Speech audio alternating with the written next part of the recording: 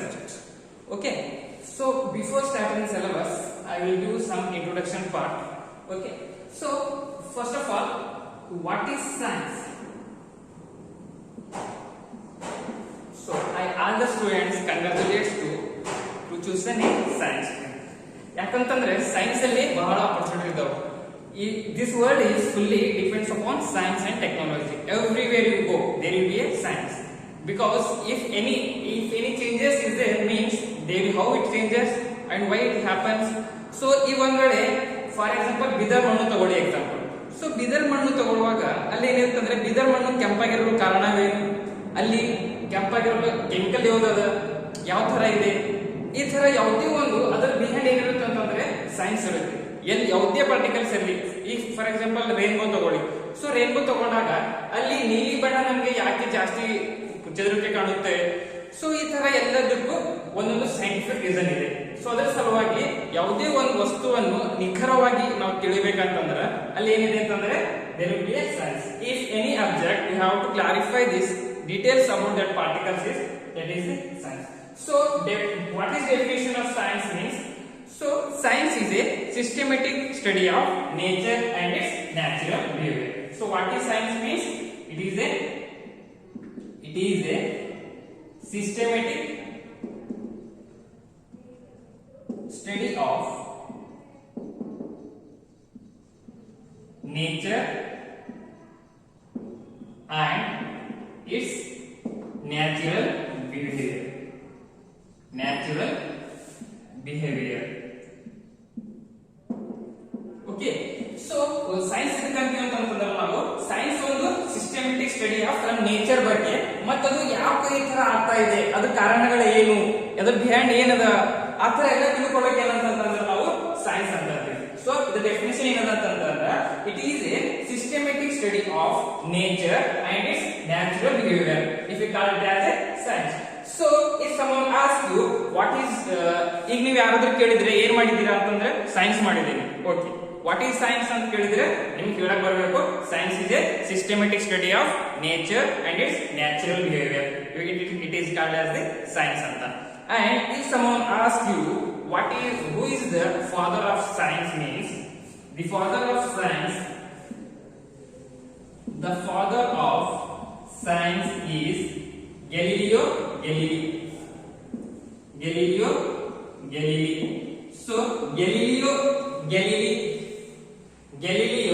Galilei is the father of science. If someone asks you who is the father of science means Galileo Galilei is the father of science. Okay, so again science is classified into 4 types. Okay, science is classified into 4 types. Science ಅಲ್ಲಿ ಎಷ್ಟು ಇದಾವ ಅಂತಂದ್ರೆ 4 ತರ ಇದೆ. ಯಾವ ತರ ನೀವು 10th class ಅಲ್ಲಿ ಓದುವಾಗ ನಿಮಗೆ ಕನ್ನಡ, ಇಂಗ್ಲಿಷ್, ಹಿಂದಿ, ಸಮಾಜ ವಿಜ್ಞಾನ ಅಂತ ಇರುತ್ತಲ್ವಾ, ಬಟ್ ಇಲ್ಲಿ ಸೈನ್ಸ್ ಅಲ್ಲಿ ಏನಿರುತ್ತೆ ಅಂತಂದ್ರೆ ನಿಮಗೆ ವಿಜ್ಞಾನದಲ್ಲಿ ಡಿವೈಡ್ ಆಗ್ತಾ ಹೋಗುತ್ತೆ. ಸೊ ಸೈನ್ಸ್ ಅಲ್ಲಿ ಎಷ್ಟು ಬರುತ್ತೆ ಅಂತಂದ್ರೆ ನಿಮಗೆ ಟೋಟಲ್ 4 ಸಬ್ಜೆಕ್ಟ್ ಬರುತ್ತೆ. In science you have a total 4 subjects. One is physics, chemistry,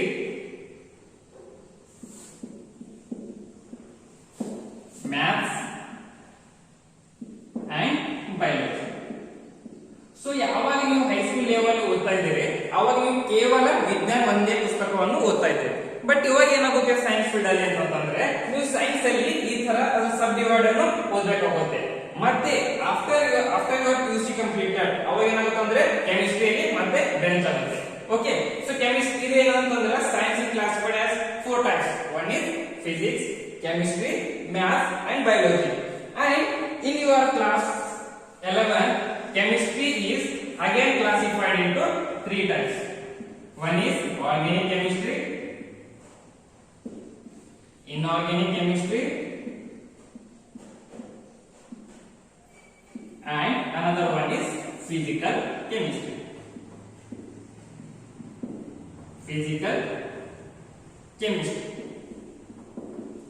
so ನಾನು ನಿಮಗೆ ಕೆಮಿಸ್ಟ್ರಿ ಲೆಕ್ಚರ್ ಇರೋದ್ರಿಂದ ನಾನು ನಿಮಗೆ ಏನ್ ಹೇಳ್ತೀನಿ ಅಂತಂದ್ರೆ ಕೆಮಿಸ್ಟ್ರಿ ಬಗ್ಗೆ ಹೇಳ್ತೀನಿ. ಸೊ ಕೆಮಿಸ್ಟ್ರಿಗೆ ಕನ್ನಡದಲ್ಲಿ ಏನಂತಂದ್ರೆ ರಸಾಯನ ಶಾಸ್ತ್ರ ಅಂತ. So what is chemistry?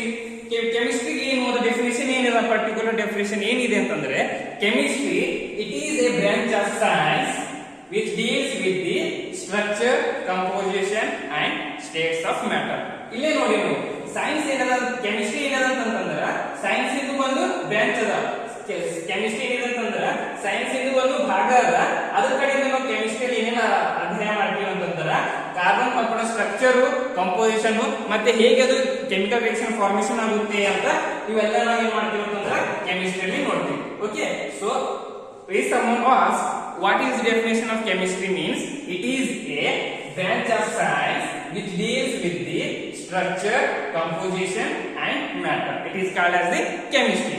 And the father of chemistry is, who is the father of chemistry is Antoni Lavoisier. Antoni Lavoisier.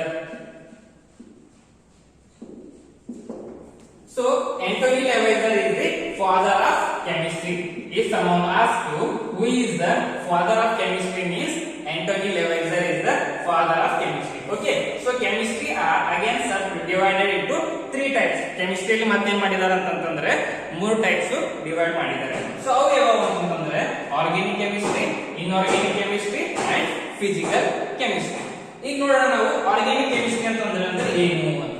So organic chemistry ಎದಕ್ಕೆ ಅಂತೀವಿ ಅಂತಂದ್ರ it is a branch of chemistry. ನಮ್ಗೆ ಗೊತ್ತದ, ಯಾಕಂದ್ರೆ ಕೆಮಿಸ್ಟ್ರಿ ಏನಂತ ಹೇಳಿದ್ರೆ ಅಂತಂದ್ರೆ ನಾವು it is a branch of science. But organic chemistry ಏನದ ಅಂತಂದ್ರೆ it is a branch of chemistry which deals with the study of carbon and it's organic compounds. So organic chemistry ಎದಕ್ಕೆ ಅಂತೀವಿ ಅಂತಂದ್ರೆ ನಾವು ಇದು ಒಂದು ಕೆಮಿಸ್ಟ್ರಿಯ ಭಾಗ ಅದ.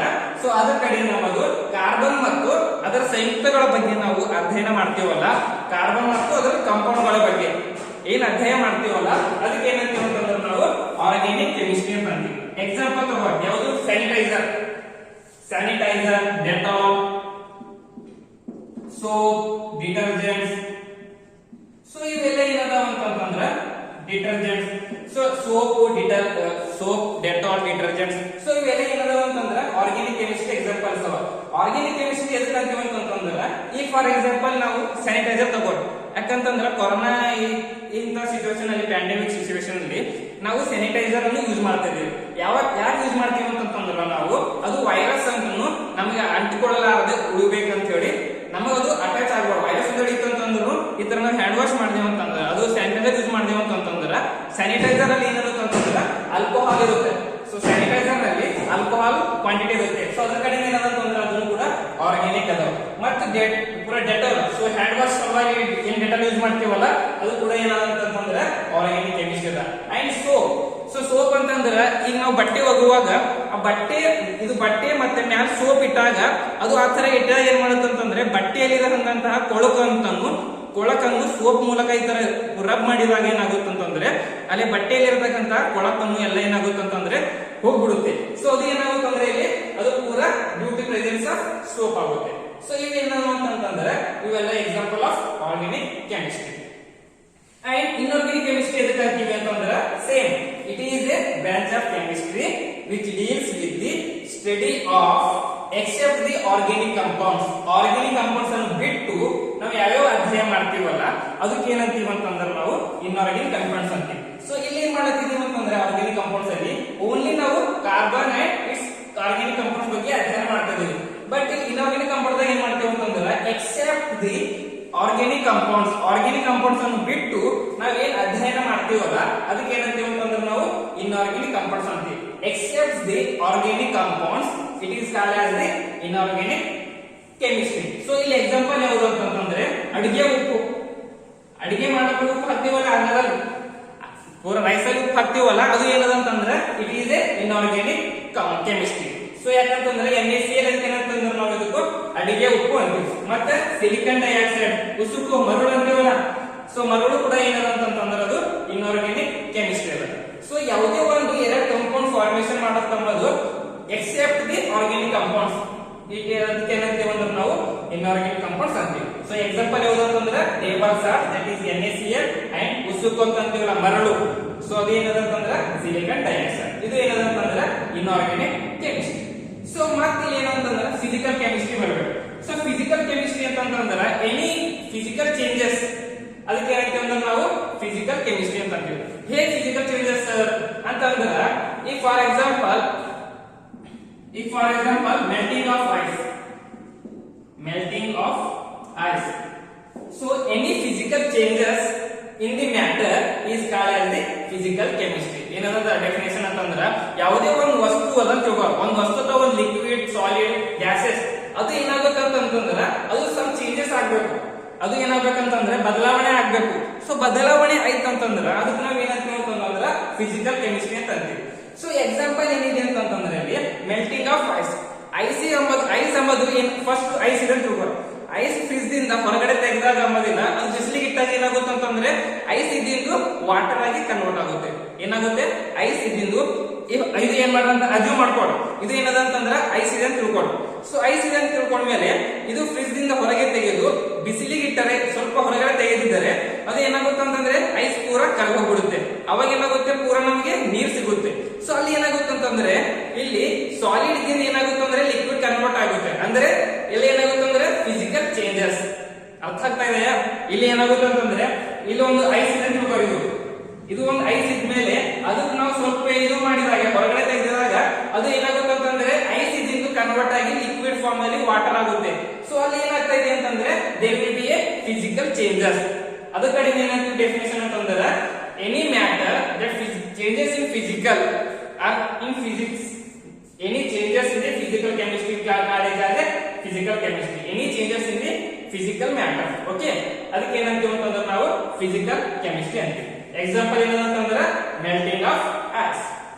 ಓಕೆ, ಸೊ ಇದು ಏನಾಗುತ್ತೆ ಅಂದ್ರೆ ಇಷ್ಟೆಲ್ಲ ನಿಮ್ದು ಕೆಮಿಸ್ಟ್ರಿ ಬಗ್ಗೆ ಆಯ್ತು.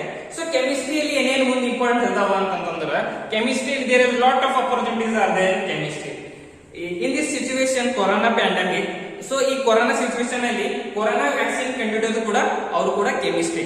ಯಾಕಂತಂದ್ರೆ ಇಂಥ ಸಿಚುವೇಶನ್ ಅಲ್ಲಿ ಯಾವುದೇ ಒಂದು ವ್ಯಾಕ್ಸಿನ್ ಬರಬೇಕಾದ್ರೆ ಮಿನಿಮಮ್ 1 year ಬೇಕು. ಅದನ್ನು ಫಸ್ಟ್ ಪ್ರಾಣಿಗಳ ಮೇಲೆ, ಮನುಷ್ಯರ ಮೇಲೆ, ಪೇಷಂಟ್ಸ್ ಮೇಲೆ ಎಲ್ಲಾ ಪ್ರಯೋಗ ಮಾಡ್ಬೇಕಂತಂದ್ರೆ ಅದು there will be a chemistry. Everywhere in chemistry. It hair is also made up of a chemistry, and teeth is also made up of calcium, and bones also it is made up of calcium. So in our human body it is also made up of a organic full of the chemistry. And ಇನ್ನೊಂದು ಏನಿದೆ ಅಂತಂದ್ರೆ if ಈ ಒಂದ್ ವೇಳೆ ಇಬ್ರು ಹುಡುಗ ಹುಡುಗಿ ನಿಂತಾರ ತಿಳ್ಕೊಳ್ಳಿ,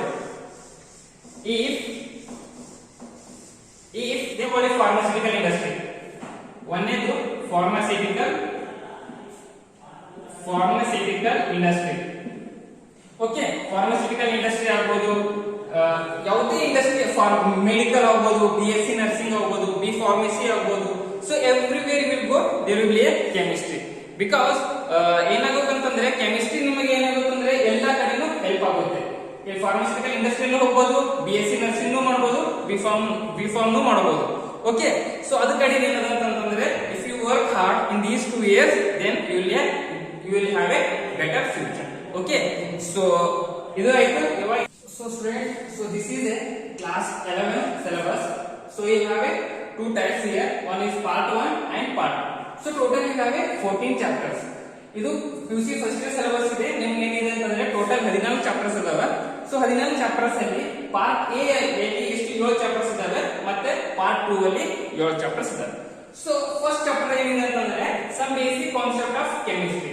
ಈ ಚಾಪ್ಟರ್ ಅಲ್ಲಿ ಏನ್ ನೋಡ್ತೀರಾ ಅಂತಂದ್ರೆ ನೀವು ಕೆಮಿಸ್ಟ್ರಿ ಅಂದ್ರೆ ಏನು, types of chemistry and matter, what is matter and types of matter, ಇದೆಲ್ಲ ಏನ್ ಮಾಡ್ತೀರಾ ಅಂತಂದ್ರೆ ನೀವು ಈ ಚಾಪ್ಟರ್ ಅಲ್ಲಿ ನೋಡ್ತೀರಾ. ಅದು ಎಷ್ಟಿದೆ ಅಂದ್ರೆ 8 marks. And second chapter is structure of atom.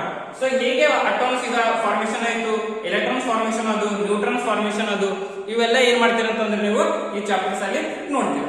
Okay, so ಇದು ಏನಿದೆ ಅಂತಂದ್ರೆ ಟೋಟಲ್ 9 marks ಇದೆ.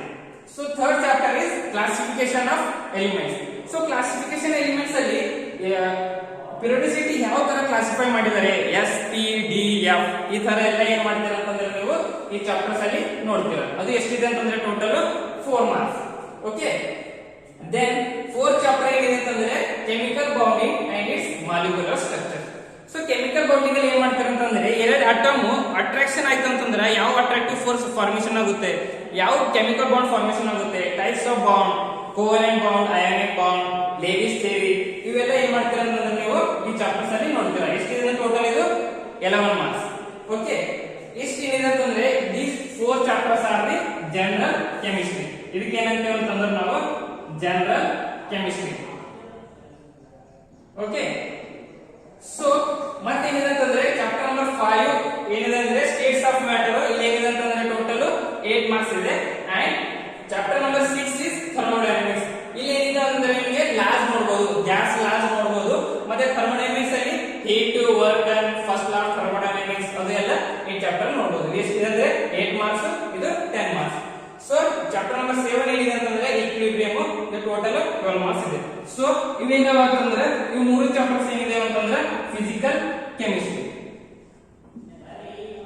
Physical chemistry.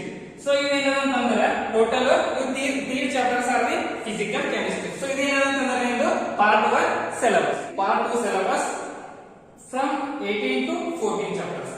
ಸೊ ಇಲ್ಲಿ ಏನಿದೆ ಅಂತಂದ್ರೆ ಫಸ್ಟ್ 8 ಚಾಪ್ಟರ್ ಏನಿದೆ ಅಂದ್ರೆ ರಿಡಾಕ್ಸ್ ರಿಯಾಕ್ಷನ್, ಇದು ಟೋಟಲ್ 4 ಮಾರ್ಕ್ಸ್ ಇದೆ. ಈ ಚಾಪ್ಟರ್ ಅಲ್ಲಿ ನೀವು ಆಕ್ಸಿಡೇಷನ್ ಮತ್ತು ರಿಡಕ್ಷನ್ ಬಗ್ಗೆ ಸ್ಟಡಿ ಮಾಡ್ತೀರಾ.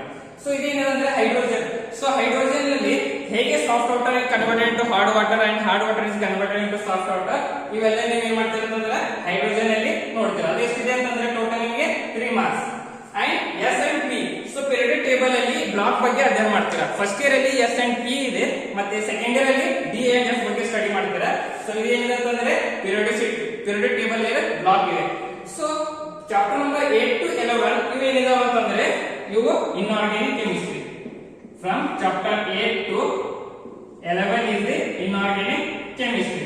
ಸೊ ಇವೆಲ್ಲ ಬರ್ತಾವ ಅಂತಂದ್ರೆ ಇನ್ಆರ್ಗಾನಿಕ್ ಕೆಮಿಸ್ಟ್ರಿ ಬರ್ತಾವ. ಅಂಡ್ ಚಾಪ್ಟರ್ ನಂಬರ್ 12 ಏನಾಗುತ್ತಂದ್ರೆ ಆರ್ಗಾನಿಕ್ ಕೆಮಿಸ್ಟ್ರಿ. ಸೊ ಇಲ್ಲಿಂದ ಏನಾಗುತ್ತೆ ಅಂತಂದ್ರೆ ನಿಮ್ಗೂ ಆರ್ಗಾನಿಕ್ ಕೆಮಿಸ್ಟ್ರಿ ಸ್ಟಾರ್ಟ್ ಆಗುತ್ತೆ. ಫುಲ್ಲಿ ಬೇಸಿಕ್ ಇದೆ, ಕಾರ್ಬನ್ 4 ವೇಲೆನ್ಸಿ ಆಗ್ತಿದೆ, ಯಾವುದೇ ಒಂದು ಎಲಿಮೆಂಟ್ ವೇಲೆನ್ಸಿ ಕಂಡುಹಿಡಿಯೋದು ಅವೆಲ್ಲ ಏನಾಗುತ್ತೆ ಅಂತಂದ್ರೆ ಇಲ್ಲಿ ಆರ್ಗಾನಿಕ್ ಕೆಮಿಸ್ಟ್ರಿ ಬರುತ್ತೆ.